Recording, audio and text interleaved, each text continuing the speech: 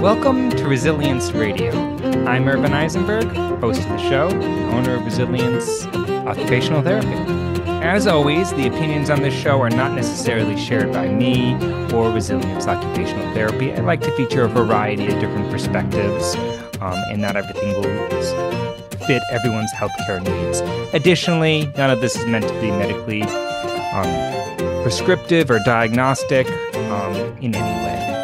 I'm in the middle of working on an interview that I did with Noël Groves, who is an herbalist who has written a book about sleep. That book is not published yet, and I'm planning on releasing that episode in another couple of months. In any case, there are a couple of snippets that did not fit into that main episode that I think were some really interesting standalone conversations that came up. Today's episode is on sleep and pain and night terrors.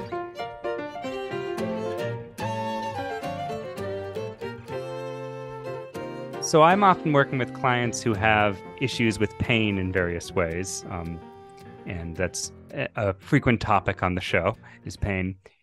We haven't really discussed pain preventing people from sleeping well. Do you have anything to share regarding that? I do. Yes. Pain is another one of those core things that could be underlying somebody's sleep disruptions, and not sleeping well is very well shown to aggravate a lot of different types of sleep issues. So there is quite a bit of interplay. Sometimes one is causing one, sometimes the other is causing, and oftentimes they're both aggravating each other. And so if we can help people sleep better and have less pain at the same time, oftentimes that can help break that cycle of pain and sleep disruption that people are having. And there are a lot of herbs that we would traditionally turn to for sleep support that also tend to have a pain relieving property. They're by no means as strong as conventional pain relievers, but they're usually a lot safer. And sometimes people can still have really meaningful effects from them. And so one of the herbs that I particularly love, especially where there's muscle tension, but to some extent also nerve pain as well, would be blue vervain. Blue vervain is one of our classic herbs that helps to relax both physical and emotional tension, also does have some nervine properties, often without being too sedating. And it's also very bitter. So that's something you should probably be warned of before you take it. It's a super bitter tasting herb, which may actually support vagal tone. It's a whole nother topic entirely. But it's just something that if people are picky about their flavors, they may want to know about in advance. And oftentimes you take the blue vervain in tincture form, although you could work with it in pretty much any form you wanted to.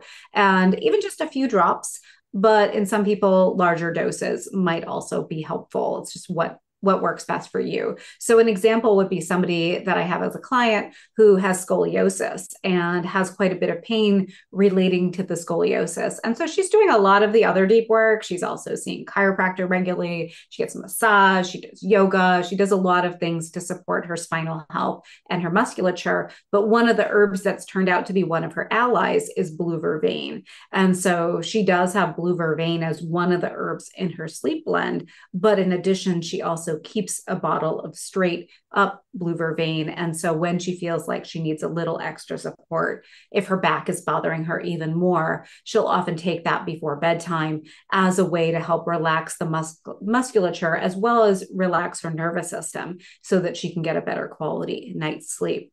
Some other herbs that are helpful for sleep, but also can be helpful for pain through different mechanisms would be California poppy, which does have some general, like just nerve pain relieving properties and is also a gentle sedative. I work with that one a little bit, but it's not my usual go-to, but for sometimes it can be really helpful. And hops has some anti-inflammatory properties as well. And one of my other biggies besides blue vervain would be skullcap. And I've had quite a few folks with different types of nerve pain in particular, sometimes also muscle pain, that do really well if they have skullcap before bedtime or sometimes even during the day. Some people will find it too sedating during the day. Some people find it quite awesome. It works great as a tea. I know some herbalists who feel like it's actually stronger as a sedative, as a dry herb, and stronger as a nervous system supportive when it's fresh. I work with it both ways. And so sometimes people do find it really helpful for things like restless leg syndrome, or just, having headaches and pain and those kinds of things leading into sleep, so that you can relax that, get a better quality night's sleep, and wake up feeling better the next day. So those are a few options there, but also whatever it takes to get to the root cause of that pain. I think that's where the work that you do as an occupational therapist, as well as various, body workers, I know you do Rolfing as well, that can be so helpful alongside, so that we can gradually break that pain cycle and people can sleep better and feel better throughout the day. So you mentioned in those California poppy, and I just wanted to clarify. I know that's for some people that might be a red flag. There's fear of the opioid issues and such. Could you speak to Yeah, California poppy, I was trained to think of it as a mild opiate fuzz, but really the truth is that there are not opioids in California poppy. It's a very safe poppy family plant compared to other plants in the poppy family, like opium poppy. And so it should be totally safe. I don't specialize in working with folks who have opioid addiction. And so I would defer to other herbalists who do have that specialty. I believe they consider it to be pretty safe in those populations, but it's not my specialty. So I would definitely check with them and not take my word for it. And I have talked to different herbalists who have done some tests to see if it will hit drug tests. And there were a lot of different sharings of different stories and provings that herbalists and herb classes were doing to see if California poppy would show up as somebody taking an opioid. And the consensus of everybody who had tried it was that it did not affect the drug test. But again, I don't want to ever guarantee anything that's not my specific specialty. I will say that it is an herb that does generally have a high degree of safety, no degree of addiction potential, and often is even worked with children. Well, great. I appreciate that clarification. I was wondering if you could speak to people who have night terrors or other like more challenging nighttime anxieties. Yeah, there are, and this would be a good case to maybe get a sleep study as well to figure out what's exactly going on. Maybe also a neurological workup, especially if it's a long-term thing or you have a family history of neurological states.